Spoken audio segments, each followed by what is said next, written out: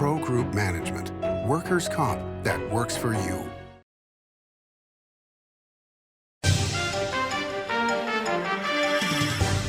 Welcome to Nevada Newsmakers. On the broadcast today, one of my favorite real estate reporters joins us.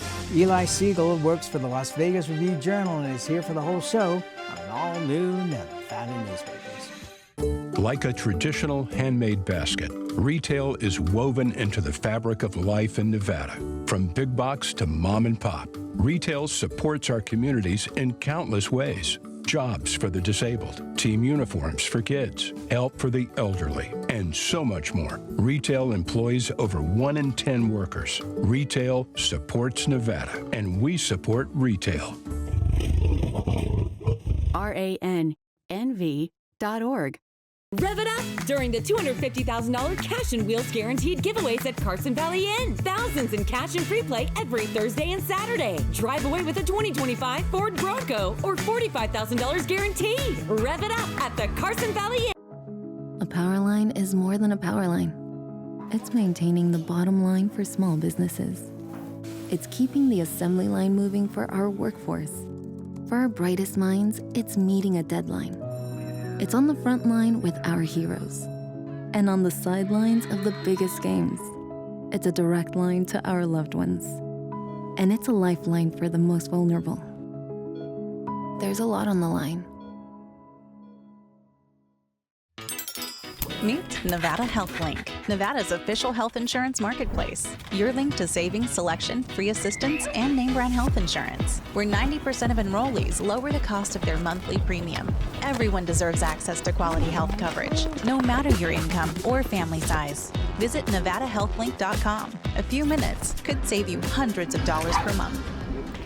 Nevada Health Link. Our plans are made for your plans. This is Nevada Newsmakers with host Sam Shad, a no-holds-barred political forum. Now, from the Nevada Newsmakers broadcast headquarters, here is Sam Shad. And back on Nevada Newsmakers, we're delighted to welcome back to the program after a 2-year absence, Eli Segall. He's the business reporter for the Las Vegas Review-Journal. Pleasure to have you back, sir. Thanks, Sam. Thanks for having me. Yeah, you went to investigations for a while, but I always enjoyed your real estate reporting, so I'm glad you're back. So let's start out with Tilman Fertitta and his patch of land on the Strip. That looked to be a very exciting project, probably 2,500 rooms in a cosmopolitan-style building, because the patch of land wasn't that big, but it's not going to happen. Do you think that that's just a future plan, or what do you think? Well, all we know right now is that it's not going to happen anytime soon. He's still, he owns the property. He will, currently he's the U.S. ambassador to Italy, so he's living overseas. And he, as part of that, he had said that he would resign from his corporate positions in order to, before his ambassadorship was confirmed by the Senate. And one of those entities that he stepped down from, or he said he was going to step down from, was not only his, umbrella company, Fertitta Entertainment, but the entity that he used to buy the land on the Strip. And right now that property is literally a parking lot. It is a paid surface lot that you can come and go as you please, and you pay with an app. There are no parking attendants on site or barriers or anything like that. It's just kind of this open surface lot. So that's what's happening now. Now, could he develop it at some point down the road? Sure, anything's possible. Like I said, he does own the property, and there's always a chance that he could, once he's done serving as the ambassador and he comes back to the United States, sure, there's always a possibility that he will eventually develop that project. But for now, it is definitely not getting built anytime soon. And he's also the major shareholder in Wynn Resorts. And so he made a statement that he would never do something that was in conflict with Wynn Resorts. So I think that says a lot there as well. Correct. Yeah, he is currently the largest shareholder in Wynn Resorts. He initially bought stock in the company back in 2022, right around the time that he got his approvals to build this now stalled project on the Strip. So it's unclear exactly what the thinking is. Since then, since he initially bought his position in Wynn, he has only increased his holdings in the company to the point where he is now, as we've said, the biggest single shareholder in the company. And what the company told me in a statement was that he views building a resort on the Strip to be basically a conflict of interest because it would be in direct competition with Wynn Resorts. So until he, either sells his shares or has a change of thinking, that looks to be, how he's approaching this whole situation. Yeah, and also, I mean, just holding that land is only going to increase in value dramatically over the next few years. So it'll be interesting to see what happens. It's funny, Station Casinos in particular, and Boyd as well, have got these land banks all around the valley for future development. And probably the next one to go for stations I think is going to be Inspirada, but we'll see what happens there. But now you have an interesting situation on the Strip where you have Tillman's property on the Strip. You have the Alon property that used to be the New Frontier that Wynn also owns across the street. And then you've got the Circus property that abuts Sahara Avenue. So you've really got huge future development. And Resorts World has a huge chunk of land possible to develop as well. What do you think the interest level is in that at this point in time or over the next couple of years for people to start developing any of those? It's so hard to say. The land market on the Strip, I've covered it a lot over the years, and it's a really tricky thing because at first glance, this is all very, very much prime real estate, right? It is in one of the most, it's in the heart of one of the busiest tourist corridors in America, if not the world. I mean, the visibility is just tremendous. The foot traffic is tremendous on most of these parcels. But what happens a lot, though, is that when people want to sell them, they ask incredibly high prices that buyers are just not willing to pay. And so what you see a lot of times, or at least what you've seen in many cases over the years, is land on the Strip that's priced at 25, 30 million an acre, maybe even 35 million an acre, and no one bites because it's just way too expensive. And if they bought it at that value, their project, as they say in real estate, wouldn't pencil. It just wouldn't financially make any sense. So a lot of times it's very common to see land on the Strip sitting for years and years go by without anyone actually buying it. And I think a lot of that has to do with the asking prices. Now the plots that you mentioned, as far as I know, none of them are actively for sale. There's always, it's always a possibility that there could be some kind of off-market sale where the owner negotiates directly with the seller and they just, they do the deal that way as opposed to listing it formally with a broker and that sort of thing. But I'm not aware of any of those parcels you just mentioned actually being listed for sale. So as far as I know, those owners are holding on to them. I know Phil Ruffin has talked about, selling Circus and how he wants to sell that property at some point, whether it's in the near future or maybe in a couple of years down the road. But he has talked about selling that property at least. But as far as the other ones, I'm not aware of them even being shopped around to prospective buyers. So you just never know. I was talking with your colleague Rick Velada a week or so ago, and we were talking about Bally's and the baseball stadium. And he was mentioning that there's a possibility that Bally's might not end up being the ones to develop the hotel on that property, that somebody else might come in. Do you have anything to follow up on that? I don't. I actually haven't covered that at all. So I'm just not aware of that one. All right, different topic.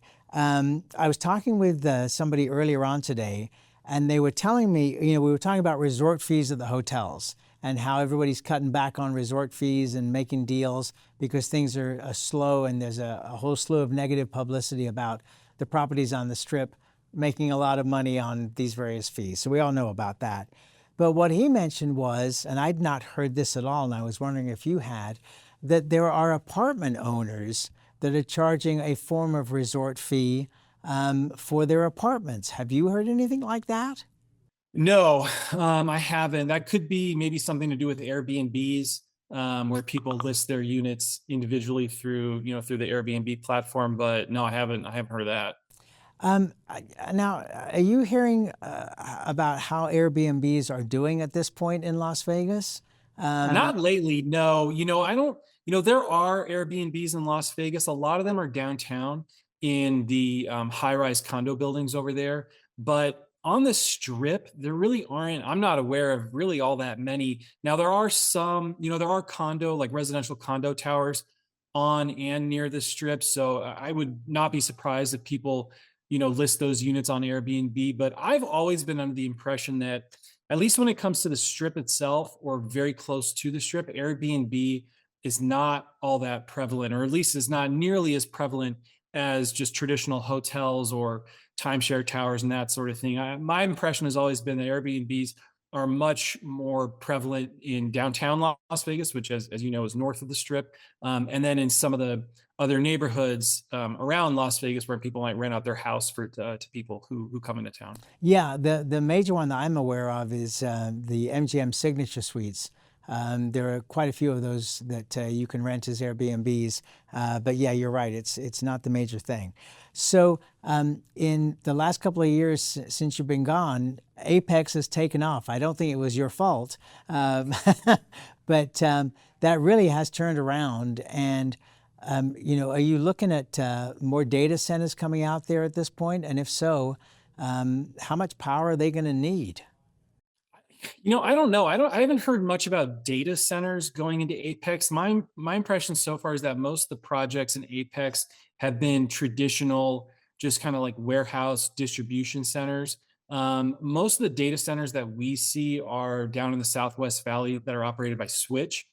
They've got a huge cluster of data centers off of like Decatur and 215, kind of that area of the Southwest Valley. That's not to say that's the only place in Southern Nevada where there are data centers there, because there are definitely others scattered around. But at Apex, the big projects that come to mind is there was a developer that has built a huge industrial park out there. I think they've already built 3 buildings. There have been like single building projects in Apex. Smith's built a huge distribution center out there. There's actually like a liquid natural gas plant that was built by a French energy conglomerate out in Apex that opened a few years ago. So most of the new construction out there, my impression has been that they're more just kind of standard, loading dock distribution buildings, as opposed to, like big computer server filled data centers. All right, let's take a break. We'll come back more with Eli Segall. He's business reporter for the Las Vegas Review-Journal after this time out. Welcome to Story County, where history meets innovation and a pioneering spirit continues to shape our future. At the heart of the Tahoe Reno Industrial Center, we power the future with global leaders in technology and manufacturing, driving progress that reaches far beyond our county lines. From advanced manufacturing to tech innovation, our industries are creating thousands of quality careers, fueling a vibrant economy that benefits every Nevadan. Our community is our foundation. Be part of a legacy built on bold ideas and boundless possibilities. Story County, helping build Nevada's future. Save money and take transit. Did you know you can ride the bus all day for less than what it would cost you for a gallon of gas? Plan your trip now by going to rtcwashoe.com. The trucking industry is the most resilient link in the supply chain, moving 95% of our freight in the Silver State. And while essential, the road isn't always smooth. Supply chain disruptions, rising fuel costs, and unrealistic rules and laws that hamper our ability to serve our customers and country. Our prosperity and every sector of the economy, manufacturing, mining, medicine, and food from farm to table, is tied to trucks. There's nothing without trucking. It's a good time to eat. It's a good time to play. It's a good time to win. Ooh, your good times at Tamarack. This is Nevada Newsmakers. And back on Nevada Newsmakers, we continue our conversation with Eli Segall. He's the business reporter for the Las Vegas Review-Journal. I was talking with Par Tolles, who, as you know, is one of the developers out in Jean, as well as here in Northern Nevada. And he was saying that as far as he can see at this point, commercial and industrial is very slow right now. There's a lot of reticence with moving forward. He's waiting for, the tariffs to calm down and for interest rates to potentially drop about 150 basis points before things starts moving. Is that your sense as well? Yeah, the industrial real estate market in the Las Vegas area has definitely slowed down. What we saw last year in 2024 was the vacancy rate, I think, like doubled or tripled over the course of a year in Southern Nevada, just over that 1 year alone. And the pipeline of projects that are in the works has also slowed pretty dramatically when you look at year-over-year data in terms of square footage under construction. So it's really hit the brakes a lot.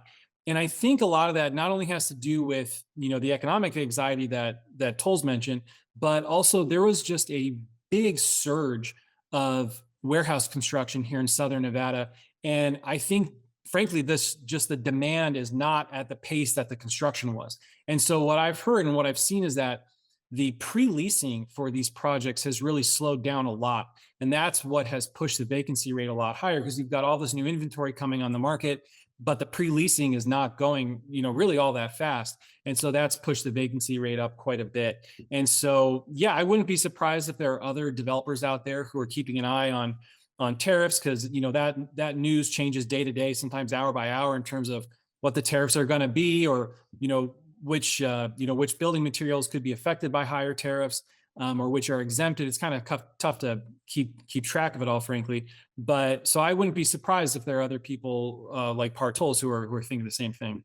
Another area that potentially has oversupply is in the housing market in certain categories. Is that what you're seeing there as well?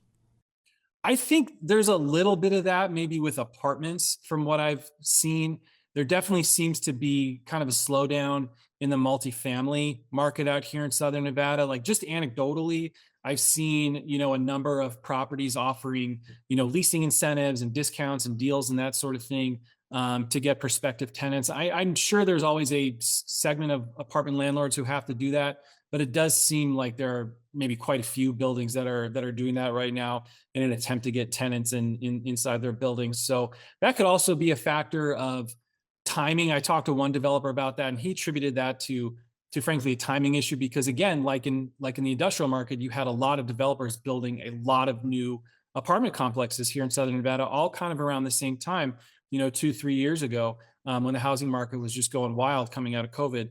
And so a lot of those buildings are opening at the same time, but at the same time, our population growth has slowed down here in Las Vegas. And so I think maybe what these landlords are finding is that with all these new buildings and all this new competition, there just aren't enough renters maybe to go around right now. So, so I think you're seeing that. I definitely wouldn't, call it, it's not like the market is, screeching to a halt or crating, or it's nothing like that, but we're definitely seeing signs of things ticking, slowing down a bit. One of the complaints that we're hearing a lot is of, how much ownership of the land is by BLM, and, the BLM should release more land. But I've had realtors here on the program talk about that there is already land available that isn't being developed. What can you share with us on that? Yeah, I think, obviously the BLM is the largest landowner in the state of Nevada. I think they own 75% of the state's land mass. It's over 80. Over 80, yeah. So it's a lot. And when you look in Southern Nevada, outside of all the developed areas in Clark County, and when you click around on the Clark County GIS website to see who owns which parcels, it's BLM, BLM, BLM, BLM, like really over and over again. They have extensive land holdings outside of what is the developed Las Vegas Valley. But I think, developers always want the BLM to release land. I don't think that's a new phenomenon. And typically, I'm just speaking in generalities here, that land does tend to be cheaper than privately owned land. It's also typically easier to develop because it is raw, just untouched desert. And so you don't have to deal with existing infrastructure or utilities and roadways or washes and that sort of thing. And you can get kind of clean parcels, like a rectangular, like a box. Developers typically like, kind of those box size parcels of land, as opposed to kind of a Tetris shaped piece that's a little easier or a little harder to work within. So yeah, I think, and obviously the BLM does have a lot of land, and developers don't have business if they don't have land to build on. So I think it's pretty, makes sense that they would want the BLM to release property. But yeah, there is still quite a bit of privately owned, undeveloped land within the Las Vegas Valley. But there could be a number of issues with it. Maybe the parcels aren't big enough for what the developers want to do, or it's not in a location that they really want to build on, or maybe the asking price is too high, or it's not, in an area, like it's not the correct zoning, and maybe getting it rezoned could be difficult. So there could be a lot of issues. There's like some hair on this land, as people in real estate say. I never heard that phrase before. Let's take another break and we'll be right back. Welcome to the Ahern Boutique Hotel, where luxury and warmth come together in the heart of Las Vegas. We take pride in offering a one-of-a-kind experience for both locals and tourists. Join us for handcrafted cocktails and an unforgettable experience. Joel's Chop House, the perfect place to savor views of the Las Vegas Strip. Satisfy your cravings at the Ahern Chocolate Shop. No smoking, no resort fees, and the parking is always free. The Ahern Luxury Boutique Hotel is your home away from home.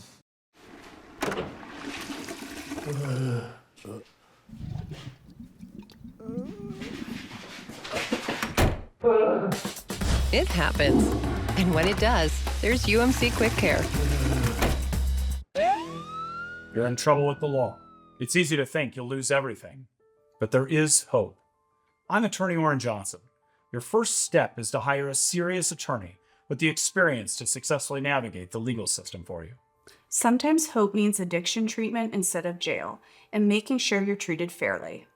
Sometimes hope means fearless trial attorneys will stand up to the government when they get it wrong. Call or text Orrin Johnson Law. We'll make a plan. You'll take back your life. Pro Group Management specializes in providing industries with the necessary components to satisfy and exceed workers' comp requirements. Every business has unique needs and specific regulations. Pro Group Management stays ahead of the curve, providing up-to-date services to keep your industry in top form. Discover how we simplify your tasks, improve efficiency, and reduce expense to keep you moving in a positive direction. Pro Group Management. Workers' comp that works for you. This is Nevada Newsmakers. And back on Nevada Newsmakers, we continue our conversation with Eli Segall. He's the business reporter for the Las Vegas Review-Journal. A couple of things I wanted to ask you about. Congressman Amodei, when he was trying to put together a lands bill, one of the areas that was included in that was areas around Mesquite. Is Mesquite ready for growth? It's interesting. Mesquite actually has been growing for a very long time. I think it's still one of the fastest growing cities, if not the fastest growing city in Clark County.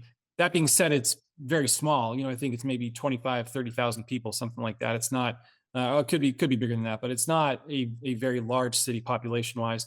But there is, it's interesting. There's a Sun City in Mesquite, a 55 and over community, which has long been one of the top selling and fastest growing residential, like new home residential communities in Southern Nevada.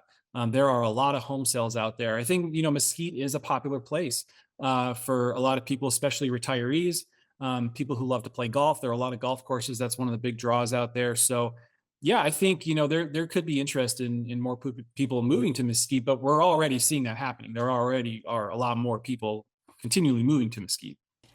Tick Segelblum on this program has said many times over the last couple of years that he's concerned with Ivanpah, the secondary airport going in eventually about 30 miles south of Las Vegas, that you're going to see growth all the way down the 15. And I think he's 100% correct, not about the concern, but about the idea that that's going to happen. Are you seeing land being bought up for development there? Or any movement? Because, it's still a long ways off, 10, 12 years into the future. Yeah, I personally haven't. I've seen, if you drive south of Las Vegas on 15 on the way down to California, I've seen a few industrial projects pop up over the last 3-4 years, but I think that is more directly related to, getting lower price land during what had been a very booming time for the industrial market. And distance-wise, it's really not all that far from the center of Las Vegas, at least where these projects were. They were right around Sloan, like that town. Just it's really only a few miles south of the M Resort in Henderson, really. So I've seen a few projects pop up down there. I have not seen much in the way of land sales. Clark County in general is a very high real estate volume area. So you're always seeing people buying land, selling land. It's just a high transaction market. So I'm sure there are deals going on down there, but I haven't heard of anything out of the ordinary, because people are anticipating, big waves of growth for this airport. I think it's still, I mean, my personal opinion is I doubt that sort of speculative, real estate purchasing or development would happen anytime soon, at least as a direct result of the airport. Because again, this airport has been on the books for 20 years at least, and there still hasn't been a shovel in the ground.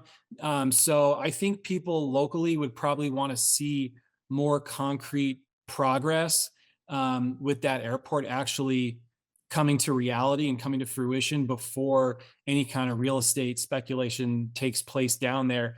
Now, that being said, if this airport actually does get built, I would absolutely expect to see, in particular, industrial development down there, because you're not going to see people put up a bunch of houses next to an airport for obvious reasons. But I think you would see like warehouse development, similar to what you see around Harry Reid International Airport. There are many, many industrial parks surrounding that airport, in particular to the south and west of it. So that to me would be, I would fully expect to see that at some point if that airport actually becomes a reality.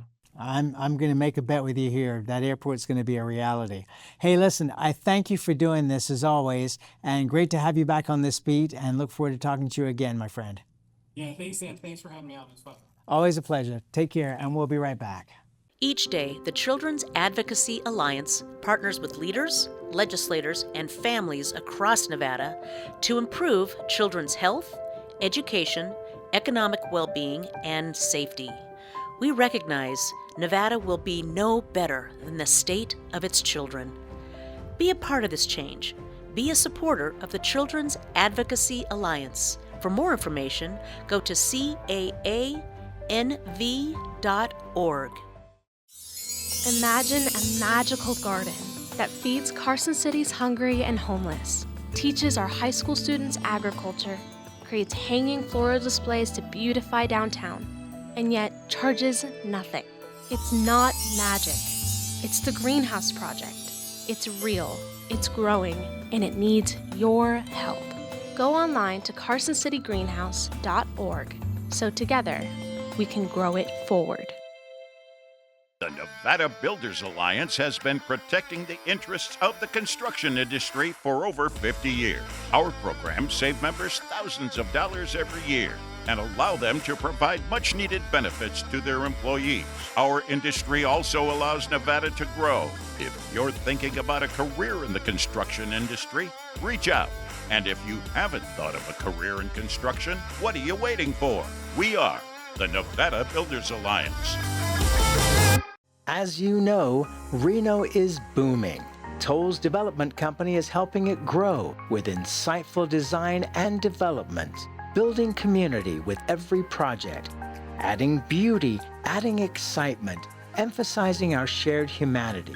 Reno is becoming bigger. Toll's development is helping it become better, more livable, more enjoyable. To learn more, go to tollsdevelopment.com. tollsdevelopment.com. Thanks for watching Nevada Newsmakers. You can always watch our shows anytime on the website at nevadanewsmakers.com or the podcast. We have audio and video podcasts from all your favorite podcast locations and YouTube. Find us everywhere. We'll see you on the next broadcast. Thanks for watching.